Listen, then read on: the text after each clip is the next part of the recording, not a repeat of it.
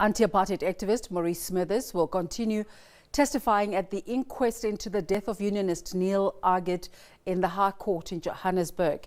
Yesterday, Smithers told the court how he witnessed Aggett being subjected to intensive exercises while being continuously hit and pushed around during interrogation at the then John Vorster Square police station. Aggett was found hanging in his cell on February the 5th, 1982. Smithers says he was detained in Randburg but was taken to John Vorster Square on the day he was to see an eye specialist. He says when he returned to his cell in Randburg, he tore a page out of his Bible and wrote what he had witnessed in the hope of getting the message out, but no one went to see him for the next 10 days. Our reporter Nozintombi Miya joins us now. Nozintombi, a very good morning to you. What can we expect today?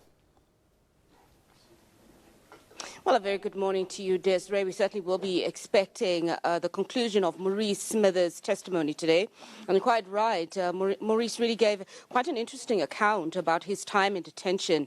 He wrote on his Bible, obviously, hoping to get his message out. But what was quite interesting yesterday was that he spoke about how difficult it was for them to get the courage to go against the security police and tell the truth of what had happened. You recall Maurice was detained in 1981, a year before Aggett's detention. But the stories from these former detainees seem to have a similar resounding effect, in the sense that the security police tortured, they beat people in detention.